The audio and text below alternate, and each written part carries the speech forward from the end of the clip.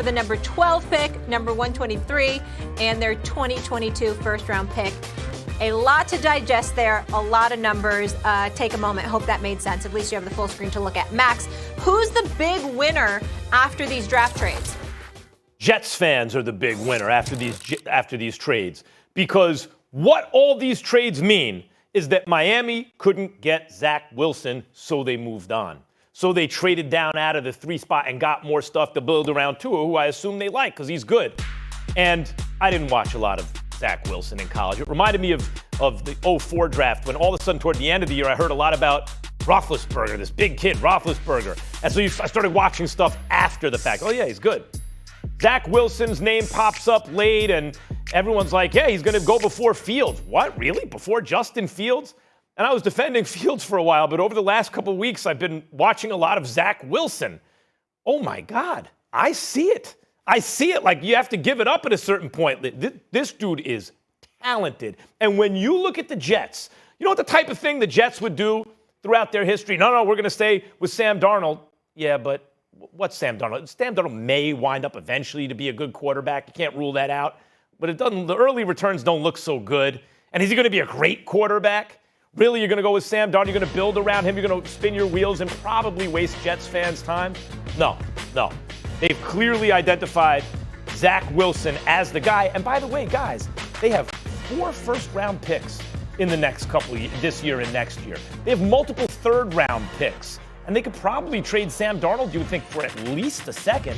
So it's 4 first, 3 seconds and 3 thirds to build around a quarterback who has a real chance to be great. That has to make Jets fans look good, Stephen A. They clearly valued the difference between Zach Wilson and Sam Darnold. They valued that as beyond everything Miami gave up to trade back, because they obviously could have had at least that, the 12th pick in the draft and multiple firsts and all. That's the difference. That's the premium they put on Zach Wilson over Sam Darnold, and I agree with them. I think Jets fans should be happy. To me, it's the 49ers. And you know why? Because if you think about some of the things that happened last year, after they go to the Super Bowl, you let Bruckner get away.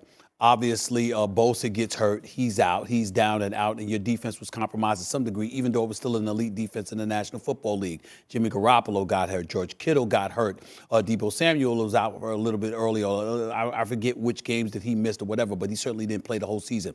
He's going to be back. Okay, Jimmy Garoppolo's going to be back. George Kittle's going to be back. You've got this guy, Jeffrey Wilson. You still got Mostert as one of your running backs as well. Okay, I'm looking at it from the standpoint that you've secured the quarterback position, because Jimmy Garoppolo, a.k.a. porn star Jimmy, was not the most reliable dude in the world. You know, he was an injury waiting to happen, which is the big indictment against him. And what did you do when Jimmy Garoppolo was gone? You struggled, as you highlighted, Max. When he's in the lineup and healthy, he wins far more games than he loses, okay? Well, guess what? When he's not out, you didn't have anybody to replace him. Now we're talking about whether it's Zach Wilson, whether it's Trey Lance, or somebody else. You're going to get one of these guys. That's how I'm looking at it from this perspective. You could talk about a quarterback. You could talk about positioning yourselves to get a wide receiver. It does not matter. The bottom line is you're going to upgrade. Either you're going to get yourself a quarterback, or even Mac Jones, because I like Mac Jones out of Alabama. Hearing a lot that he might go third. I like him a lot. So I'm looking at it from that perspective. But I'm saying if you're talking about you're the 49ers, and you've got the number 3 pick in the NFL draft, you're talking about Lance or Wilson in all likelihood, or even Justin Fields. Any way you slice it, you're buffering yourself at the quarterback position. You don't give up 2 future first-round picks unless you're in all likelihood looking for a quarterback. That's what I think the 49ers are doing here.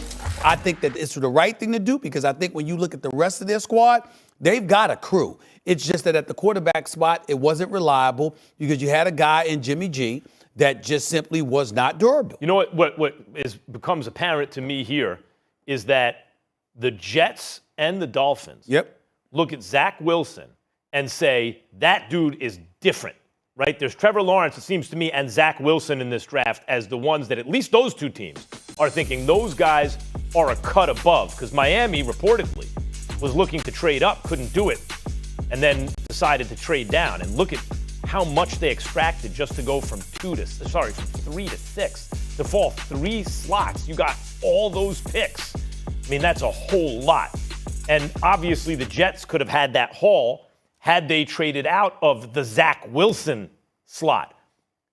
The Niners are the one team that's thinking differently. Shanahan seems to be thinking differently because Shanahan is looking maybe at Mac Jones, who a lot of people think is the best comp is Matt Ryan, right? Mm-hmm. And if it is Mac Jones, boy, that's a lot to give up for a guy who most people think would go later on. And you have Jimmy G as a mentor for a year. Here's my deal.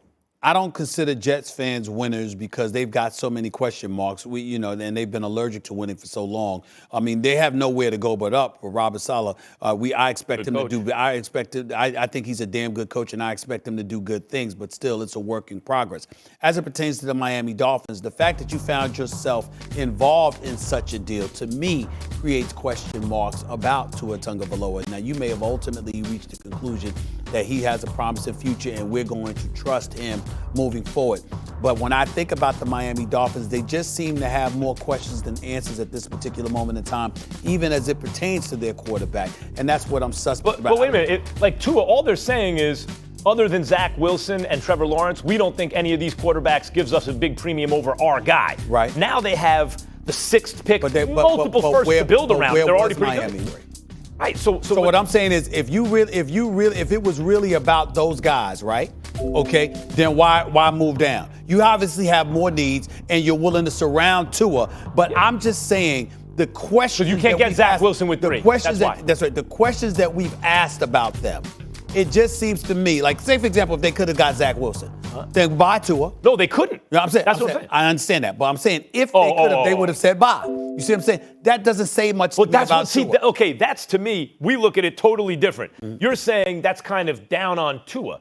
I see them as being, no, we like our guy. Like him, but not love him. Love that guy. They don't love him. But I think, but you just drafted him. The Jets feel the same way about him too. You just drafted him number 6 overall last year, number 5 or 6 overall last year. So I'm like, wait a minute now. If you're already saying we like him, but we don't necessarily love him, that's a problem. It seems to me if Zach Wilson was in last year's draft, he'd have gone second. You should be in love with a top 6 pick at the quarterback position that you just drafted a year ago. You should. Well, you should. I mean, the honeymoon should still be the honeymoon. You should still be newlyweds. The honeymoon should still be going on. Coming off an injury, and he did not show greatness, but he showed flashes. Yes, he did. Yeah, I like Tua. I think Jets fans should be psyched right now. Yeah.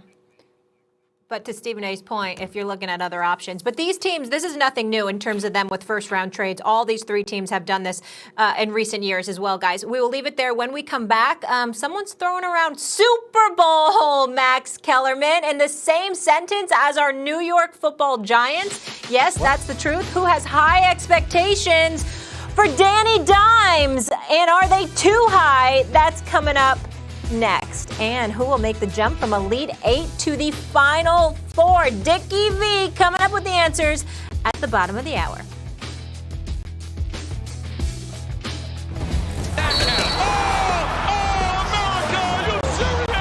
You know what I'm thinking about?